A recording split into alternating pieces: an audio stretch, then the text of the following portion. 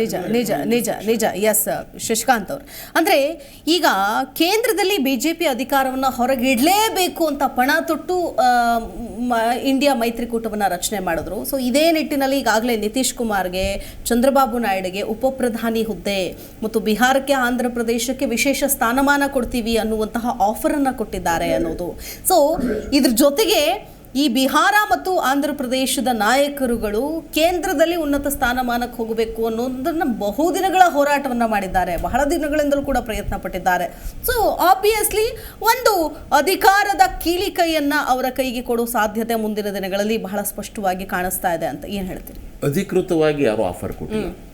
ನಿನ್ನೆ ಅವರು ಏನು ಪತ್ರಿಕಾಗೋಷ್ಠಿ ಮಾಡಿದ್ರು, ಬೇರೆ ಬೇರೆ ರೀತಿಯಲ್ಲೆಲ್ಲ ಪತ್ರಕರ್ತರು ಪ್ರಶ್ನೆ ಮಾಡಿದರು ರಾಹುಲ್ ಗಾಂಧಿ ಅವರಿಗೆ.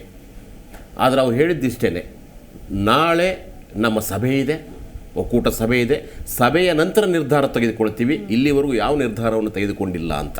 ಅದರ ಅರ್ಥ ಏನಂದರೆ ಇದನ್ನು ಆಫರ್ ಮಾಡಿದ್ದಾರೆ ಅನ್ನುವುದು ಬೇರೆ ಬೇರೆ ನಾಯಕರು ಮಾಡಿರ್ಬೋದು, ಆದರೆ ಅಧಿಕೃತವಾಗಿ ಅದು ಇಂಡಿಯಾ ಒಕ್ಕೂಟದ ಯಾವುದೇ ಆಫರ್ ಅಲ್ಲ ಅನ್ನೋದನ್ನು ನಾನು ಸ್ಪಷ್ಟಗೊಳಿಸ್ತೇನೆ ಇಲ್ಲಿ.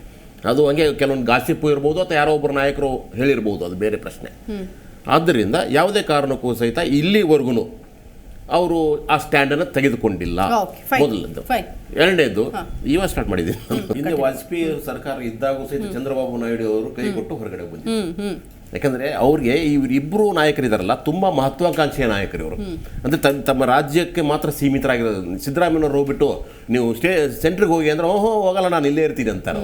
ಯಾಕಂದರೆ ಅವರು ತಮ್ಮ ಪರಿಧಿಯನ್ನು ಗೊತ್ತಿದೆ ಅವ್ರಿಗೆ. ಇವ್ರು ಹಾಗಲ್ಲ, ಇದನ್ನೆಲ್ಲವನ್ನು ಮೀರಿದವರು. ಹಿಂದೆ ಚಂದ್ರಬಾಬು ನಾಯ್ಡು ಸಹಿತ ಥರ್ಡ್ ಫ್ರಂಟ್ ಮಾಡಬೇಕು ಅಂತ ಇನಿಷಿಯೇಷನ್ ತೆಗೆದುಕೊಂಡು ಅದಕ್ಕೆ ಬಹಳ ಓಡಾಡಿದ್ರು ಅವರು. ಯಾಕಂದರೆ ಅವ್ರಿಗೆ ಅಸ್ತಿತ್ವ ಇರಲಿಲ್ಲ ಅವಾಗ.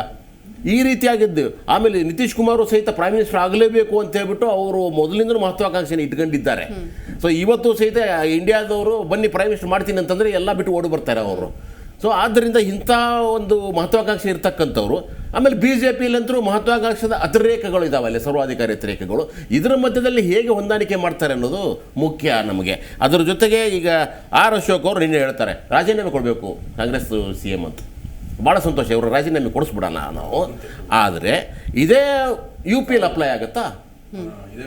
UP ಯಲ್ಲಿ ಅರ್ಧಕ್ಕಿಂತ ಹೆಚ್ಚು ಕಳ್ಕೊಂಡಿದ್ದಾರಲ್ಲ, ಅಲ್ಲಿ ರಾಜೀನಾಮೆ ಕೊಡಬೇಕಲ್ವಾ? ಮಹಾರಾಷ್ಟ್ರದಲ್ಲಿ ಕೊಡ್ತಾರೆ ಇವರು, ಹೋಗಲಿ ಇದರಲ್ಲಿ ರಾಜಸ್ಥಾನದಲ್ಲಿ ಕೊಡ್ತಾರೆ ಇವರು. ರೀಸೆಂಟ್ಲಿ ಅರ್ಥ ಮಾಡ್ಕೊಳ್ಳಿ, ಇಲ್ಲಿ ಆಗಿರ್ತಕ್ಕಂಥದ್ದು ಇವು ಯಾವುದು ಸಾಧ್ಯ ಇಲ್ಲ. ಸುಮ್ಮನೆ ಏನೋ ಒಂದು ಕಲ್ಲು ಬಿಸಾಕಬೇಕು, ರಾಜೀನಾಮೆ ಕೊಡ್ರೆ ಅಲ್ಲಿ ಯಾವುದೋ ಒಂದು ಸಣ್ಣ ಮರ್ಡರ್ ಆದರೆ ರಾಜೀನಾಮೆ ಕೊಡಿ, ಏನೋ ಅತ್ಯಾಚಾರ ರಾಜೀನಾಮೆ ಕೊಡಿ, CM ಇವುಗಳನ್ನ ಹೇಳ್ತಾ ಹೋಗ್ತಾರೆ. ಆಮೇಲೆ ನನಗೆ ಭಾಳ ಇಂಟ್ರೆಸ್ಟಿಂಗ್ ಅಂತಂದರೆ ಮೋದಿ ಅವ್ರ ಬಗ್ಗೆ ನಿಜವಾಗಿ ನನಗನ್ಸಿದ ಮಟ್ಟಿಗೆ ಅವರು ನೈತಿಕವಾಗಿ ರಾಜೀನಾಮೆ ಕೊಡಬೇಕು. ಓಕೆ ಫೈನ್, ನಾನು ಮಾತಾಡ್ತೀನಿ ಶಶಿಕಾಂತ್ ಅವರ.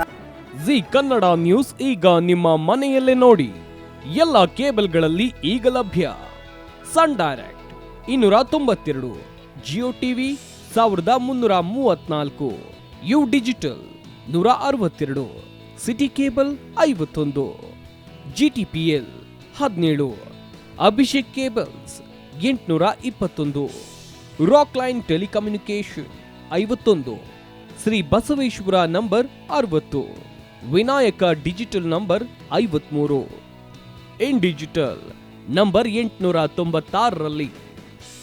ನಿಮ್ಮಿಸ್ತದ ಜಿ ಕನ್ನಡ ನ್ಯೂಸ್ ನೋಡಿ ಆನಂದಿಸಿ.